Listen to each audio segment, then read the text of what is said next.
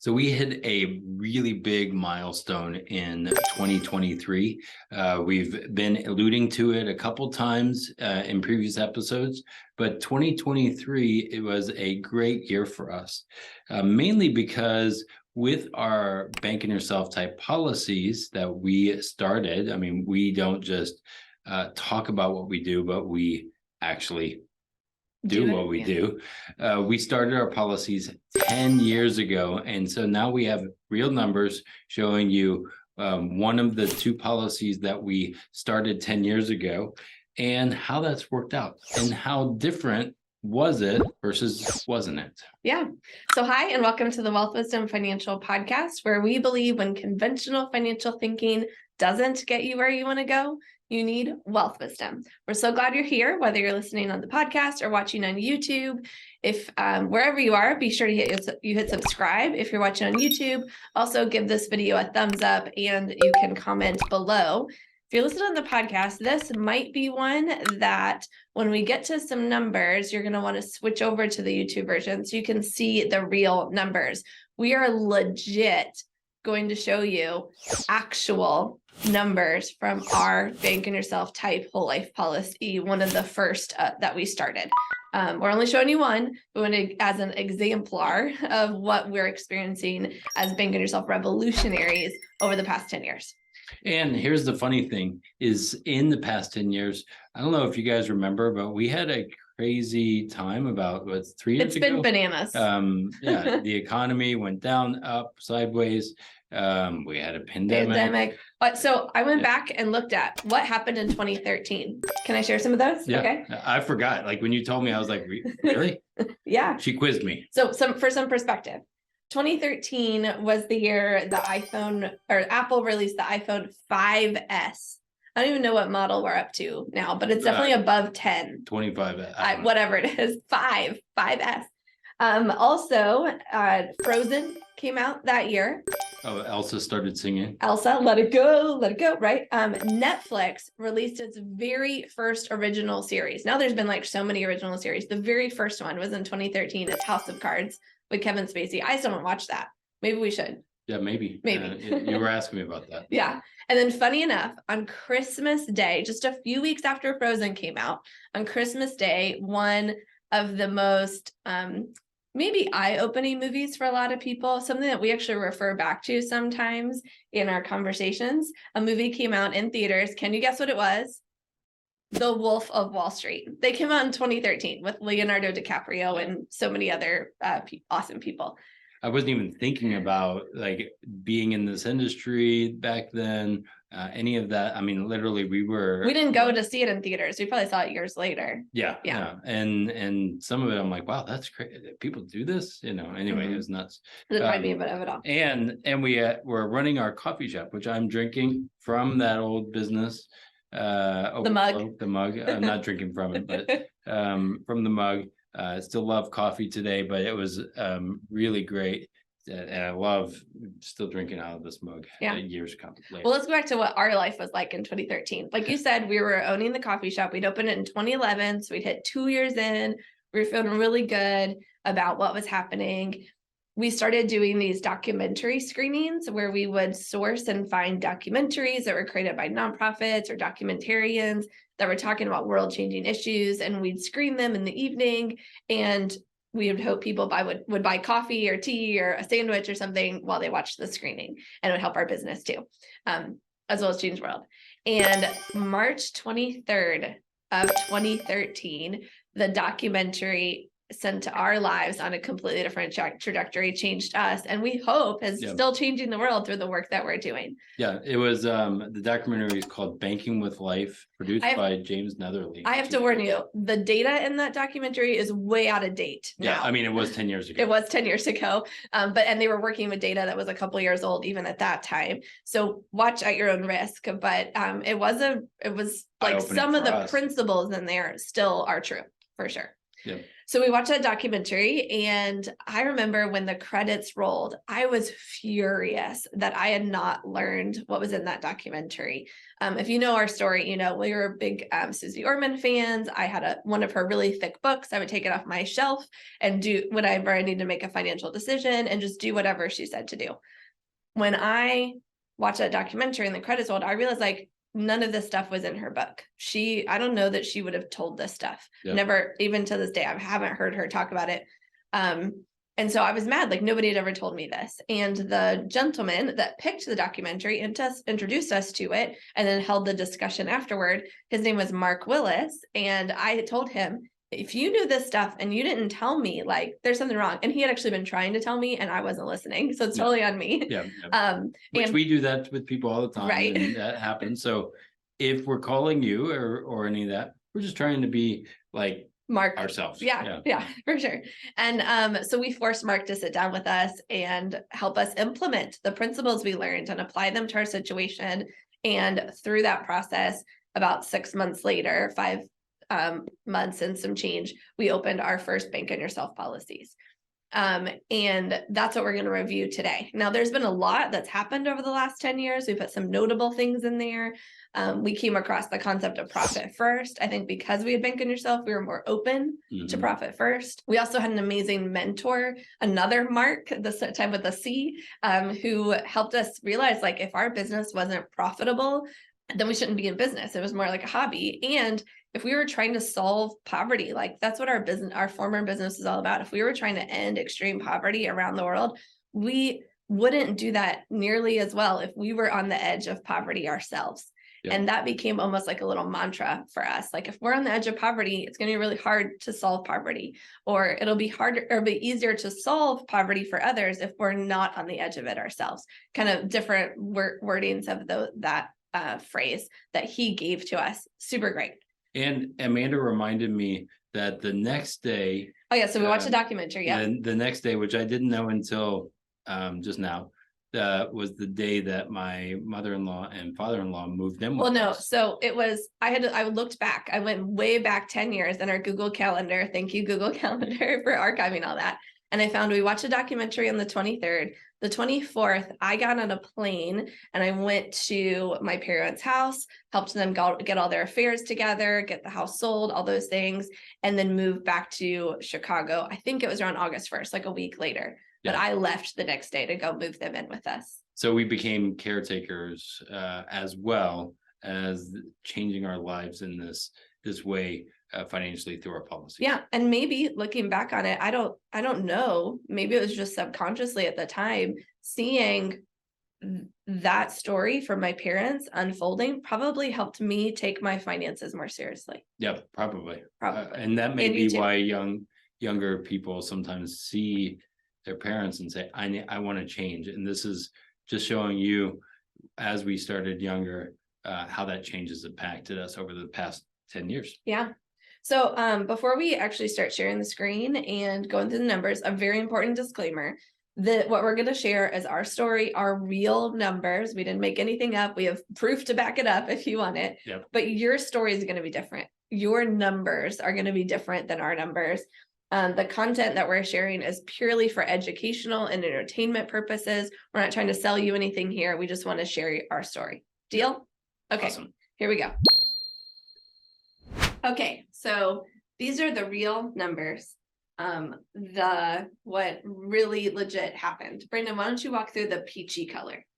Yeah, so a couple things I want to share here is we were business owners, still business owners. Our biggest risk was us. Our biggest investment was us. We also knew that we needed to put some money kind of off the table to be able to protect if something happened to me or Amanda, that we would be able to overcome that obstacle. And so this is just my policy on me. We don't have Amanda's because it's pretty close, but we did 2 policies. We were saving, I think it was $400 a month, and I had an older policy that I did what they call a 1035. So I 1035 some cash value into this policy. That's why you see 7,500 versus 4,800 the next year. And what we're doing is I'm just putting in $400 a month into this policy. Now, again, why did we do this? It was we needed to make sure we had some liquidity in case, I don't know, something happened in the business that we were able to leverage and use it, while also being able to maybe pay off some credit card debt, business debt, student debt. When we started our business, we had a lot of student debt, mainly because of me, not because of you. So that was that. If you notice, the first year we put in 7,500, we got $38 in dividends, and our cash value was 5,536.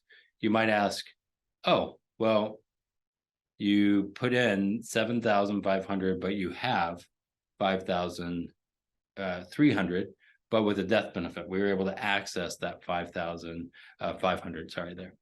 Then the next year, we're putting in 4,800, and we continue to do that. What I love seeing is the compounding effect that's happening. Again, we were our biggest risk. We were able to grow, put that in, have that available in case we needed it. And the reality is, Amanda's going to share in a few minutes, we did need it. Not for some for good things and some for not so good things. All the while, our death benefit is growing and our access to capital is growing as well, while we're saving for the emergency funds. Because I don't know, back then, 10 years ago, I'm 46 now.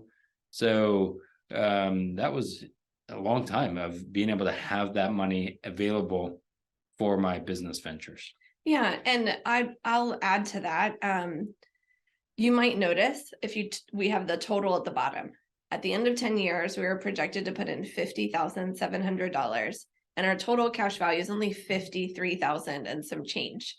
Why would we start something that looks like it's actually going to lose money if you're actually trying to keep up with inflation and things like that? And of course, looking back, we know inflation's been a beast these last few years.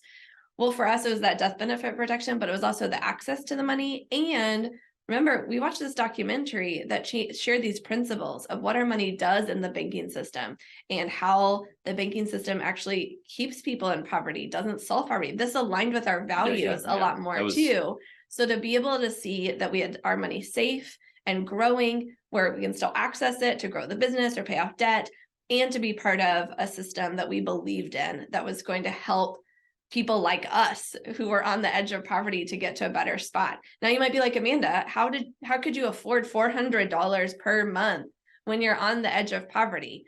Well, it's not.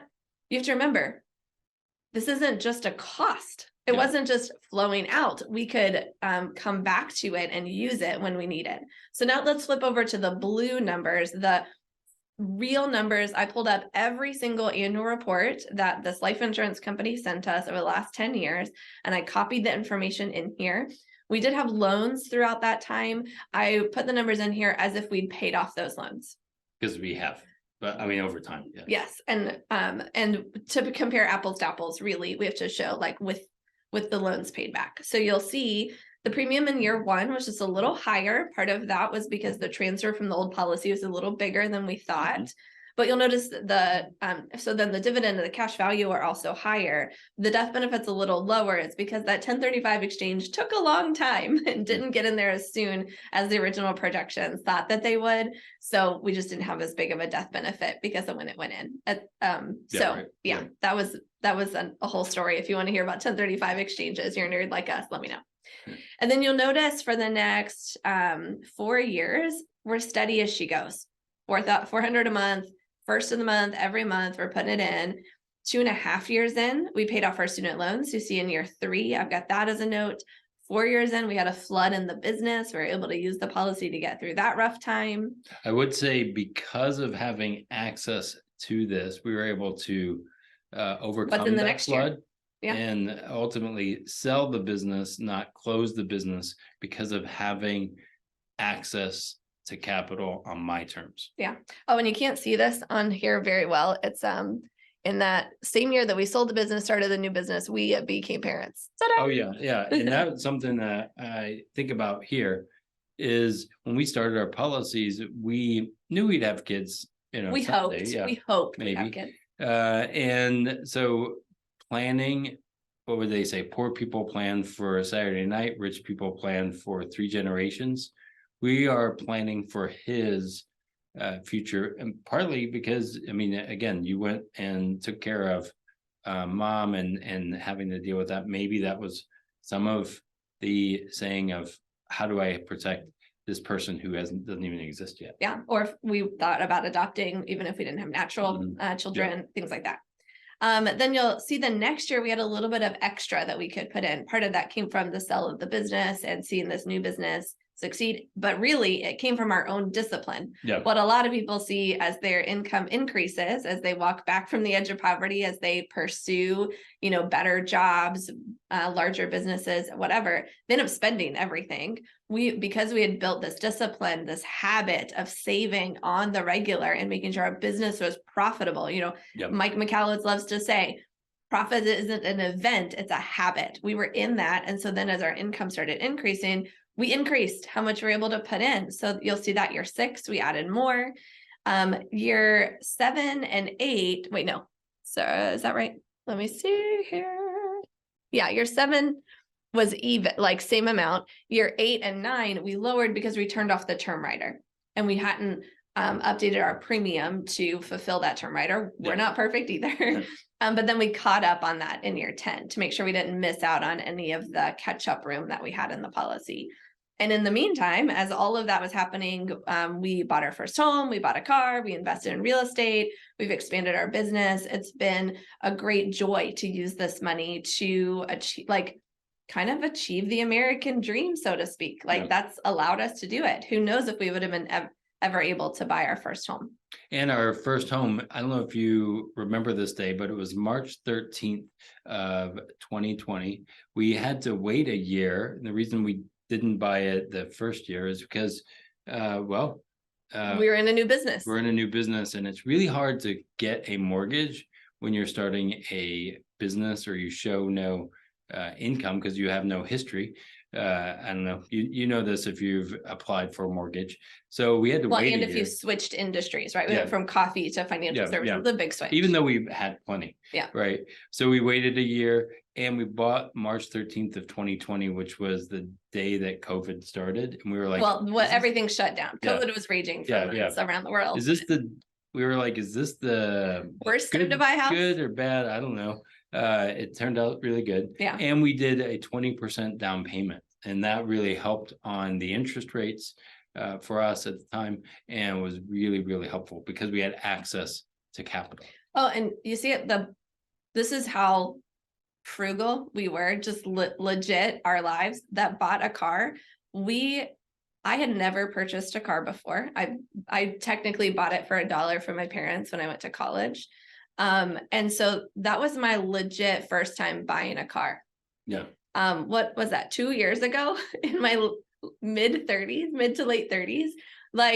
That's how cheap I was. I rode the bus, I walked everywhere. We used my mom's car, from many, many years old, many, many miles on it. We lived and it's not like felt like I was missing out on we anything. didn't need it at the time. And then we were caretakers of your mom. So then we had her car. But at some point, but if we weren't taking care of her, we wouldn't have had a car. We wouldn't have needed one. Yeah. So anyway. So then we as we had a kid, we needed a car and other things. So now we have grown. We now have 2 cars. But we're still super frugal. Yeah. But here's what I love to show in this was when people ask, when is the best time to start? Well, what they say is the best time to plant a tree was 20 years ago, or in our case, 10. And the second best time is today. Now, again, when people ask, how much premium should I put in? This is one of many policies that we've since started. So you're getting a little ahead. So I wanted to do the totals at the bottom. So you'll see the total we were projected to put in, the total premium we put in, the total dividends we're expecting, the total dividends we've received, and then the difference. So the difference between the total premiums is $6,870. And we've gotten 170 extra of dividends, but you'll notice the cash value is actually $9,636 more than it was projected 10 years ago. That's because it's not just dividends, it's the guaranteed growth, the guaranteed increase of the cash value and of the dividends that are going back into the policy, and which also helps the death benefit be more than 26,000 more than it was projected. So we love to say these life insurance companies, they underpromise and overdeliver. That's literally what we've experienced and what the real numbers show. Now, I have to say, this isn't something I just put together for this podcast. I've been tracking these numbers every year for the last 10 years and, seeing, were my dividends the same? Were they different? How was it different? You'll notice some of them are very close in terms of numbers. There's some rounding happening. We didn't put all the dollars and cents in, but I've been tracking that. Yeah. And one of the things that people ask me all the time is, how do I know the health of my policy? How do I know it's doing well? This is the kind of thing that if you're working with a professional like us, they should be doing for you, with you, tracking these things. And if you don't think they are, ask them. Like if you're our client and you don't know that we have a spreadsheet similar to this for you, we do. And we bring it back and talk through it. We'd love to show you if you want to. We would love that. So anyway, well, the tracking and seeing the health of things, the confidence and the awareness that comes through that, super important. That's all I'm saying. So as we're looking at this is I like to think of it as a business model. We are able to see in the beginning, in any business, there's a cost of starting the business. There's a cost to get that thing going. Like our coffee shop, like what we do now, in any business, there's always a cost of startup. This is a business model. We've been able to use this one and multiple other policies to be able to grow our other businesses, our other business ventures, and our family as well. So think of it like starting a second business that you're able to use to amplify your current business if you're in the business world. Yeah, that's a great tie-in to what I want to share next. Just looked back at the last 10 years. These policies have exceeded our expectations. We've been super pumped about what they could do for us, not just dollars and cents wise, helping us save interest to banks and all the things, but really it comes down to the mindset shift that's happened. We talked about this in another podcast last year. We'll put the link in the show notes so you can hear more about this mindset shift. It was called "What is Banking Yourself?" And we fundamentally believe, sure, it's the proper use and specifically designed high cash value dividend paying life insurance, but it's really a mindset. Yep. And the mindset that you bring to that, right? That no tool is going to solve your problems. No increase of money is going to solve your problems, but if you change your mind, you change a lot in your world. Yep. It's taught us about abundance, knowing that a higher degree of certainty, what we're going to likely have in the future, that has given us an abundance like we know is going to be there. We keep following these steps, kind of like the ant that keeps moving a little piece of dirt from here to there, or, they know they're eventually going to build their anthill. We know we're building our anthill or our mountain, and we see that happening. So it keeps us moving. It keeps us disciplined, sticking to that. It's also helped us prioritize. We went from, we've got to give. We got to live our lives for others to, hey, we could actually overflow. The name of our coffee shop. We could make sure we're taking care of ourselves and that overflows to others. And we have found that as we have done things like save the first of the month every single month for 10 years and put profit first in our business, that's actually helped us serve other people way better from our cup overflowing. And I do think we're still activists here. We've seen that there's, I don't know, things that are bad in the world, and sometimes in the banking industry, that cause us to be in poverty, cause us to be in those positions. And we want to change that for people and change generations. Now, for all those naysayers out there, could we have found places to get a better rate of return on this money? Probably, but we were already taking a lot of risk in our business. We didn't want to take a lot of risk. Well, that was our safe side, and we were chasing a rate of return. It just happened to be in our business. Well, but that's not how we thought of it. Yeah, we weren't thinking of it that way, but could we have used leverage in other ways? Yeah, likely. But again, it would have involved taking more risk, not providing more stability and more foundational wealth in our lives. Might we have found motivation and those kind of mindset shifts in other ways? This is where I'm going to say highly unlikely. I mean, Yep. we had been married, so 2013, we'd been married for 7 years by then, and we hadn't found motivation. Sure, we had kept a little bit of an emergency savings. Sure, we had started a business and found the money to get that going from Credit scratch, cards, yeah. right? But we'd never found that mindset shift. And I don't think there would have been another way that we could have. Do you Yep. agree? I don't think so. I mean, we had spreadsheets and using those credit cards to start the business, which I don't recommend. But So to sum up, we're super thankful for the financial journey we've been on in the last 10 years. Have we done everything perfectly? Nope. Are we satisfied and fulfilled with what we've done? 100%. Absolutely. And do we think the next 10 years is going to be better than the last 10 years? Like 110%. well, I also know the power of a contract and Yeah. seeing what it has done and how it's exceeded that and where it's gonna go. Well, I know it's gonna do that. Yeah, for sure. So here's the only call to action we have today. Part of why we know the next 10 years is going to be better than the last 10 years is because we're more confident. We're more ready to share what's changed our lives with others and help it change their lives too. So going into 2024, we decided we're doubling down on the value that we provide to others. We're doubling down on our commitment to serve others on their financial journey from that overflow, right? Our cup is running over more than we thought that it would. Let's make sure that we're using that runneth over to improve the lives of others even better. So the first way we're doing that is through Wealth Wisdom Week. This is where we're going to share some awesome principles, help get you motivated, have some of those mindset shifts to really make your future bigger than your past, to take where you're at now, forget the past, and move forward with confidence and with certainty that you can make the next 10 years better than our last 10 years were. Okay. Yeah. So the way that you do that, you click the link in the show notes, you sign up, you attend live, if at all possible, so that you can get the most out of it. It's going to be interactive. You can do it with us, ask questions, get feedback. Or of course, there'll be recordings if you'd rather do that. So sign up for it. We'd love to see you there. Wealth Wisdom Week. It's starting, let's see when this episode comes out, in like a few days. So make sure you're signed up. If you missed it, sorry, we'll hopefully do it again in the future.